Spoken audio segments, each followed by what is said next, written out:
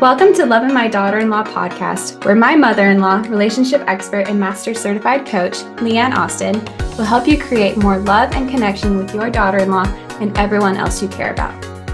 Hey, y'all. You're listening to Loving My Daughter-in-Law, episode number 111, March Madness.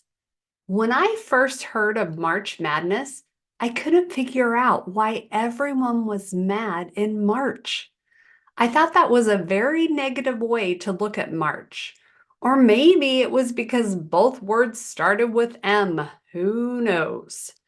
Well, I did finally learn that March Madness is a single elimination basketball tournament where guys compete in 7 rounds for the national championship. Very different than my original thought. I do think mad or anger is an emotion worth exploring.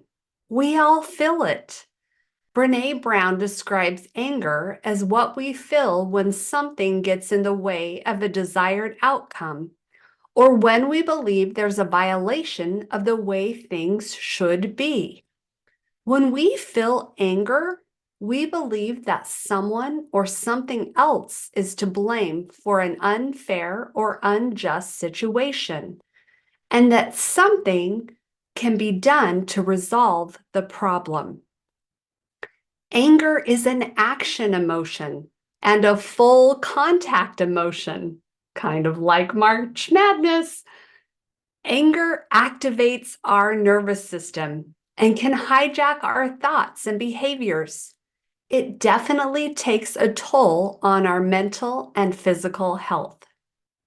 Learning how to regulate and cope with anger rather than hold on to it or express chronic anger is crucial for the health of our brain and other organs in the body. While anger is often viewed as a negative emotion, it can also teach us valuable lessons. Here are 5 great things we can learn from anger. Number 1, self-awareness. Anger can serve as a signal that something is wrong or needs attention. By recognizing and acknowledging our anger, we become more aware of our emotions and underlying triggers.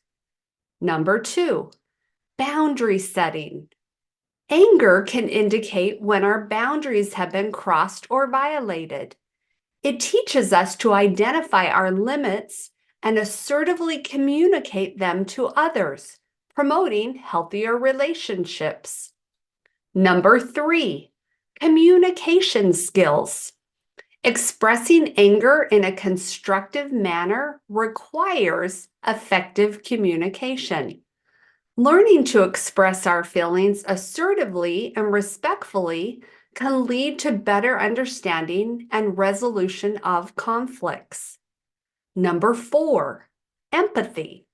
Experiencing anger can prompt us to consider others' perspectives and understand their motivations. This fosters empathy and promotes more compassionate interactions with others. And number 5, forgiveness. Holding on to anger can be detrimental to our well-being. Learning to forgive, let go of resentments, and move on from past grievances can lead to emotional liberation and inner peace. So next time you're feeling angry, find the lesson in it. Notice if it makes you more self-aware, helps in setting boundaries, increases your communication skills, generates more empathy, or helps you to forgive. Remember that while anger can be a challenging emotion to navigate, it can also serve as a catalyst for self-awareness, personal growth, and positive change when we approach anger with mindfulness and intention.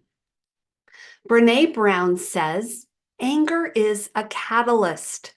Holding on to it will make us exhausted and sick. Internalizing anger will take away our joy and spirit. Externalizing anger will make us less effective in our attempts to create change and forge connection. Anger is an emotion that we need to transform into something life-giving. Courage, love, change, compassion, justice. Something to think about. Have a good one, y'all. And here's to March Madness, anger, and love. If this podcast resonates with you, share it with a friend and leave a review. If you enjoyed this podcast, check out Leanne's Connection Crew program, where she coaches and teaches a variety of ways to have more fun and connection in our relationships. Leanne also shares the 5 secrets she uses to create a beautiful relationship with me and her other daughter-in-law. She's the real deal. I highly recommend you check this out. And if you want one easy question you can keep in your back pocket and use to increase the love you feel for your daughter-in-law today, go to leanneaustin.com and get the one question.